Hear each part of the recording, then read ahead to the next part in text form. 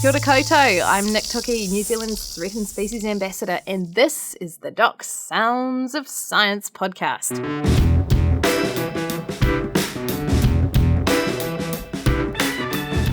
Kia ora, ko Nick Toki tēnei. He konai I pirangi tēnei e pā ana ki ngā Sounds of Science.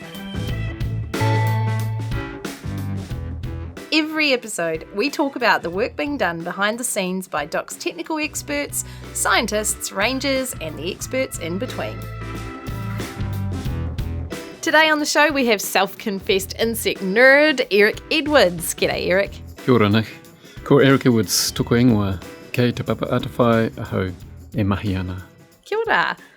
Eric, tell me a little bit about your role at Doc. What do you do? It's science advice for saving things is how I describe it to people, yeah. So what does that mean? So if I break it down, obviously I have a background as a freshwater biologist and an entomologist, insect sort of stuff, insect nerd. The science advice, for me, it's about, the places they live as much as the insects themselves. And so it is about whole ecosystems, and how to manage a habitat is often the sort of thing that I try to help with. What got you into insects? You talk to a lot of people in Doc and they're all about the birds and they love the big feathery things. What was it that fascinated you about the little things? You're right. Now I'm in an amazing situation where I get paid to do what I'm doing, to actually have a bug net in my hand and get out in the bush and look for things. It does sound childish, doesn't it? And it starts, I guess, as a child. And so, I was interested in snails and moths and stream insects from a young age, and it's one of those things that I always knew what I would try to contribute to, and that career has developed, university and in the role I'm in. Do you think people pay enough attention to invertebrates as a whole? Yeah, it's a good question. I mean, why place an expectation that all of society should be as galvanised and interested as I am? I think actually it would be neat if more people were interested in making observations of what's around them and trying to understand. And so I always wanted to understand and know the plants and animals around me. It's something I've been thinking about quite a lot lately. Is a phrase that someone raised with me not that long ago, but it's been around for 20 years, about the extinction of experience, how humans have become so disconnected from the nature in their everyday lives, they risk losing it because they've lost that connection. And I suppose with invertebrates, insects, when you're a kid, they're the very things that you're often putting in jars or poking and, wanting to know more about. Do you think insects help us with that extinction of experience? Sure. People mostly don't notice insects in their daily life, except if you they are actually everywhere. One. They are actually everywhere. So even in the urban environment, there are insects everywhere, and you can tune into it. Your pet does, and your children often do, and somehow or other you eventually tune them out of your lives. But they are there. What would you say is the best part of your job? Yeah, it's an extraordinary privilege, I guess. And I've worked for many years in field situations where you can be part of a team that looks at a piece of land and says, what is the future for that piece of land? And in some cases, you make a decision that becomes something that will last more than your own lifetime. Yeah, that's a pretty powerful thing, isn't it? That influence around the policy table is something that might last for decades or even hundreds of years if you get the impact right. Sure, I guess New Zealand has got far more to it than the stories that are told at times, and I'm interested to project more of those stories. And so we describe New Zealand as a place that has a biodiversity hotspot in the world, and so it is. But actually that doesn't do justice to what New Zealand is really like. We have things that are endemic to New Zealand. They're not just endemic to New Zealand. They're endemic to some part of New Zealand. And actually every part of New Zealand has its own stories, and quite often, it's a snail world or the insect world that actually powerfully explains that. There are many creatures that are only found in one district of New Zealand. I've started thinking about this a lot in terms of how particularly the smaller things can describe the history of the landscape. Like we've got mudfish species, for example, that are clearly have become their own species through volcanic and tectonic action over time. Snails is a classic because they don't move very far. The kind of retreat and descent of glaciers and the uplift of the Southern Alps creates just this whole array of species which tells the story of the land. Absolutely, snails' wings are quite poorly developed, so... Said the entomologist. Yeah, I know. I mean, of course, moths are one of my passions, aren't they? But snails' wings aren't that well developed, and so they do tell a powerful story about association with place. And you referred to volcanism and also uplift, and so that's right. I mean, it's like the history of New Zealand is so important to understanding what we have now and understanding the antiquity of the fabric of life on our land surfaces in New Zealand. And sometimes the creature that you find, the butterfly association, the host plant that it lives on, and the host plant's association with a certain class of soil and a certain climate, you realise that actually that insect won't be found in an adjacent place. It's unique to that area. Well, we've learnt that the hard way with some of our invertebrates, haven't we? I mean, the old Augusta snails on the west coast, which turned out to have evolved to live on a highly rich coal seam on the west coast and don't really do very well anywhere else, is sort of a sad example of just how niche our invertebrates can be. That's right. The basement geology, has that pattern on it, and maybe down there's a snail. There's also a moth, and there's a few other things too. Yeah. So your passion for moths has been around for quite some time. Do you want to talk me through what it was like, how you started in this field right from when you were a wee fella through to now? Well, yeah, I guess my family has a little bit of a farming background, but my father was a med observer, so, I guess the idea of making observations in nature or outdoors is always something. I've had the privilege of growing up in the South Island, Te Waipounamu, and I've lived in almost every part of it. I was born on the West Coast and lived in Motueka, went to university in Canterbury and Otago, and then worked for many years based in the southern South Island, Subantarctic Islands, Fiord and Stewart Island. And because I'm an insect nerd, you get invited out, to different things to get involved in surveying and interpreting and valuing, in a team environment with bird people and lizard people and plant people. And so, those jobs have been in the high country of the South Island, they've been on the West Coast, they've been on Subantarctic Islands, but they've also been in the Pacific Islands, actually. I've worked in Samoa and Tonga and Nauru. I have crazy stories of adventuring and with the people that you have the privilege to spend time and discuss those stories with. What do you think happens, except for people like you and probably to a lesser extent me and lots of our colleagues here in DOC, but for the ordinary average person, I think everybody maybe they don't, you might be able to correct me, everybody goes through that thing when they're kids. I had a pet cat, I had several pet caterpillars, I had a pet praying mantis, I thought I'd discovered a whole new species of insect when I found a whole lot of dragon damselfly larvae in my local creek that I had in a jar for a while. When you're kids, you're fascinated with the invertebrate world. And then, as you say, by the time you're grown-ups, you tend not to see them anymore. What do you think happens there?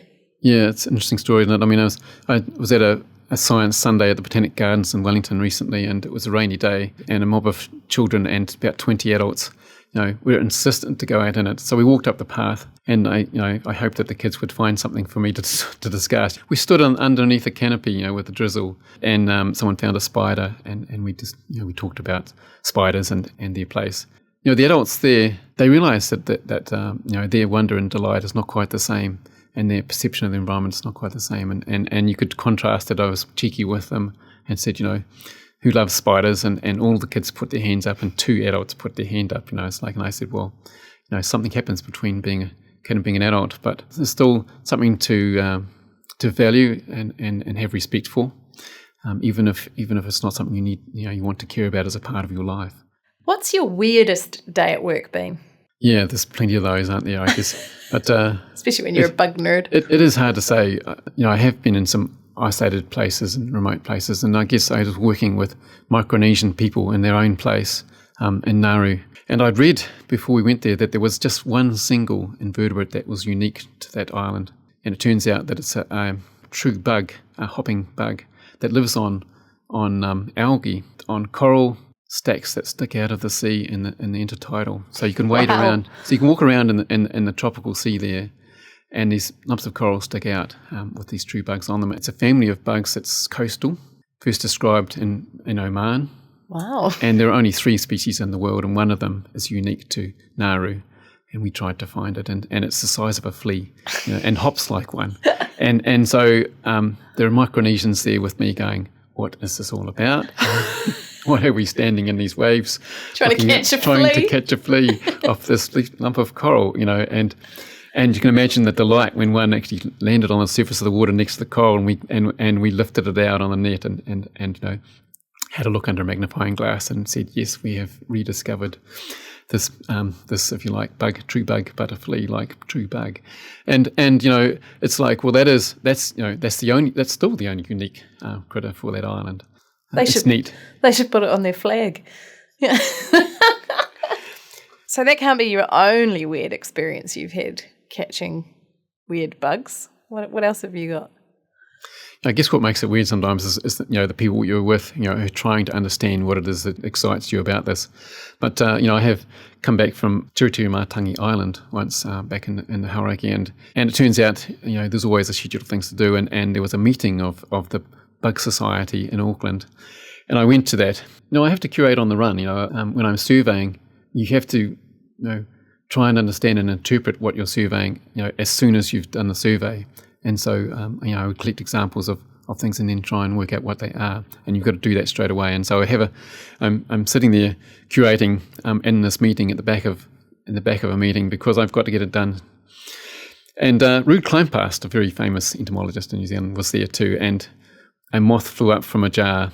And so in the middle of the meeting, it was odd enough to be curating while it's going on, but he got on the desk and ran across the top of the desk all around us, chasing this moth. It was from Micronesia, and we had to catch it, and we wanted to know what lived on that island. So you could just imagine. Well, let's just talk a little bit about this word curating, because I've watched you curating, and I think you're being a little euphemistic. Yes. One thing that always staggers me when I'm watching entomologists work, and I think the last time I saw you do it, and Rude was there as well, was at Pukaha Mount Bruce. We did a BioBlitz, and I think I realised then that you were like some kind of insect Jack the Ripper, because there was all kinds of catching and killing and stuffing things into jars going on. So how do you reconcile? Tell me a little bit about how you curate, and then how do you reconcile that with your comment earlier about saving all the wee things? I know. How can you be a conservation biologist and also, sacrifice so many insects? It's interesting. That's one of the fascinations of being an insect biologist, actually, is that we are still in the age of discovery, very much so. And so, while for New Zealand's vascular plants and for New Zealand's birds, you can pick up a guidebook and pick up your binoculars or go and look at a leaf, and you can say, oh, here it is in this guidebook. I know what it is. Try doing that for insects. Okay, it is not the case with insects. You can't. We don't have good guidebooks that can do that. And besides, the way the insects are small and fly past you or hide under leaf litter or something, you've got to be much more inquiring to do it. And a little bit bloodthirsty, because just to paint the picture of what I saw, it was probably about 10 o'clock at night, and here was this madman sitting on a sheet in the middle of the bush, surrounded by people, catching everything that was coming towards, and you had a light, didn't you? It's like yes. A light trap. Can you explain what that is for the uninitiated? One of the neat things about moths is that quite a lot of them are there's a few day active moths, but actually a lot of moths are night active. And they're pretty silly when they're night active. If you put a bright light out, then they just wander towards it, on the wing. They fly in. And so, you can quickly get a good sample of what lives there. And it's a powerful story, I mean, when it comes to curating. Killing. Killing. Okay, sacrificing. You have an insect that has a threat status the same as a kōkako, let's say, a treasured bird. Kōkako's breeding biology, the number of kōkako that live in the world, so different. So different to how insects live. They can breed in tremendous numbers in a short amount of time. And they can be incredibly abundant, though you can't see many of them. The population biology on them is such that if you sample a couple of individuals, it makes no difference to their population, but it makes a powerful lot of difference if you can tell the story from taking those individuals and find out what they are. That the ability to interpret is actually in the greater good for that population.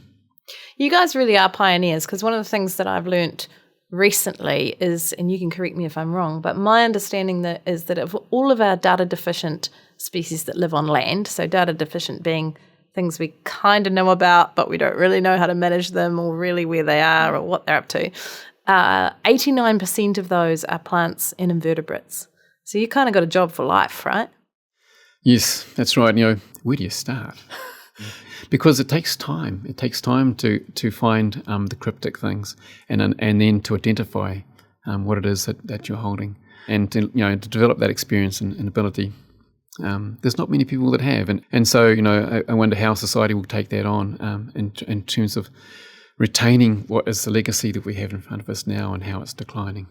So what do you consider is one of your greatest success stories so far? Because you said you've got lots of ideas.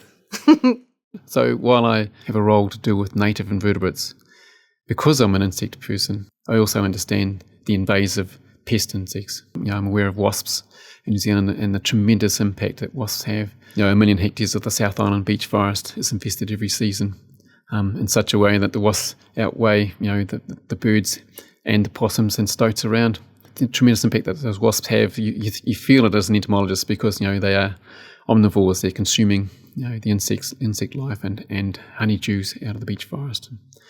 And so I got involved in that. And I guess one of the things that is exciting was to lead a project to fully recognise incredible research that was done at Nelson Lakes National Park.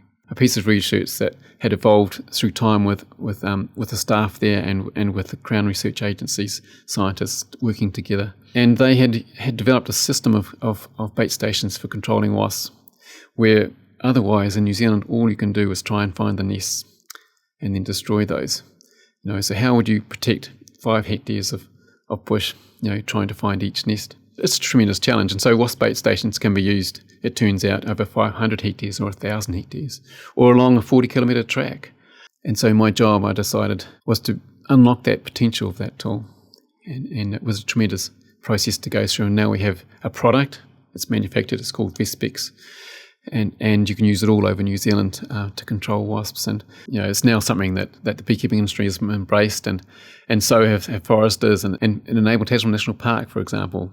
That coastal track. It used to be a place where bathers and trampers every year got stung, quite a lot, but now they're not. And so, there are places all over New Zealand where people tell the story of how their lives are changed by being in the outdoors without wasps because of this. And so, it was great to unlock that potential and be a part of the team that did it. Well, I think you've done an incredible job. You touched on your time down south, and I just want to briefly travel you to the Subantarctic Islands and what on earth you were looking at down there. I've been lucky enough to travel around the Subantarctics a couple of times, and I've heard them described as the Galapagos of the south. Do you think people truly understand the natural splendour and just kind of nature overload of the Subantarctics? Of course, it's a privilege that that I've had that others haven't had. The Subantarctic is you just have a sense of history, and when you're there. What kind of invertebrates do you find down there? There are giant weevils living on giant herbs. Streams are interesting there too, because I have a background as a stream ecologist. So there are it is cold, and it does form blanket peat in many parts of those islands.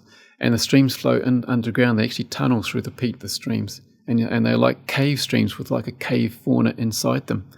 And so it was interesting to sample streams in the peat area. We basically had to sort of lie down in a hole with only my feet sticking out, trying to take a sample of the insects that were in the stream. And I discovered that actually the crustaceans that live in the sea had migrated well up into the streams. I guess these are far offshore islands, and so the fauna is, it's not a really rich fauna, but it's a unique fauna and a unique situation. And so the insects that are represented there, the many that were unique to the island, and then they have unique associations as well. I've got a note here about Adams Island and something about an interaction you had with a poo patch. Can you tell me what on earth that is, please? Sure. Talk about marine life bringing, the birds bringing resources onto the land, and so Adams Island is one of those places that no rodent has ever been on, and it's hard to say for New Zealand. And there's been no fire there, and there's been no pigs or any other sort of thing on that island. It's far enough north that it still has tall forest on it, and so it is actually one of the most pristine places on the planet, and a very, very important legacy that we must take into the future as it is now. But the giant albatross that live there, Antipodes albatross that live on that island, with a wingspan of 2 meters. They produce quite a sizable poo patch around their nests. It's meters wide, it's several meters wide, and so all the tussock is lush there, and the herbs are extraordinary around there, and believe it or not, the insects are too. So it's where some beetles and moths do rather well, and so that's a place where you dive down on your hands and knees and just stick around and just see how it contrasts. Then you do that in an adjacent area that isn't a poo patch, and see the difference. It's marvelous. It is, isn't it? I always feel that that's the one thing people miss when they're talking about restoring places on the mainland, and they want to bring back, this kind of bird or that kind of bird. My view is we should always try really hard to bring the seabirds back first and let them poo all over let them create poo patches and drive that ecosystem function. There's modelling that tells us where the birds once lived. And so, I'm interested in those sorts of places. And I'd like to fast forward it. I often think we should get a crop dusting aircraft and just go across them and actually redistribute the guano into those places and drive that ecosystem like it once was driven. And without waiting for the birds. Yeah, without waiting for those birds to arrive back. It's not bad. Invertebrates often rely on moist, cool environments, particularly in New Zealand, which has evolved in a temperate area. How worried are you as an entomologist about the impact of climate change, and are we seeing it already? Sure, we're seeing it already, and sure, it's a concern. And how resilient are our systems going to be, and ecosystems in New Zealand? How resilient will they be? There are tragic things that are well underway now. We've lost our snowbank faunas from the Alpines. It's a story that's not that well told yet, but snow lie on the ground for 2-3 months of the year. That creates a situation of extraordinary herb and shortgrass associations and things that live in those. Whereas when that snow doesn't lie like that, it only lies for a few weeks or less. Then the tall grasses take over and those systems disappear, or the hydrology changes. Actually, the moisture regime in the soil changes. It's been changing rapidly. It's changing rapidly as we speak, and so the richness of the indigenous component of our alpines in New Zealand. It's going to have to. That pattern will be expressed very differently, and in some cases, some things will be lost. And the Department of Conservation or any steward of those landscapes, whoever they are, is not going to be able to push that back. And so, retaining resilient ecosystems and retaining as many species as we can, we have to think pretty crafty about it. We've got to bring technology to these things. What would your one wish be for the more than 87% of us now who live in towns and cities and aren't particularly connected to the nature, especially the little creepy, crawly nature that sometimes bites and stings? Yeah. What's one thing we could all do to kind of turn that around? I guess it's to be early adopters of the new ideas, actually. That is something that I have been thinking about, when I talked about, wasp control before. That's just a step, There are other pests out there, and killing wasps, over 1,000 hectares is that's extraordinary relief for those ecosystems and for people, but you'd like to be doing it over much more than that.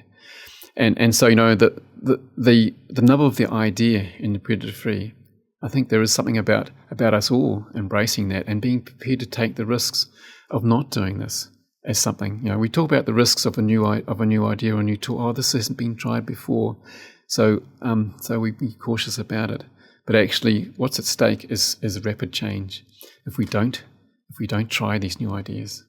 Eric, you've been fantastic to yarn to, as always. I always love to yarn to entomologists. I secretly think you're all a bit mad, but I kind of love that. Yes. And I think you're also kind of a philosopher and an entomologist in the same box, and I think that's really to be admired. So thank you very much for your time. I hope now that everybody listening will immediately go out and maybe not kill so many things as you do, but go and have a look at the little things and think about what we can do to help them out in future. Thank you very much. Good on, Nick. That's it for this episode. If you like what you heard, show us some love with a 5-star rating. The Doc Sounds of Science podcast is available wherever you get your podcasts, so subscribe now and never miss an episode.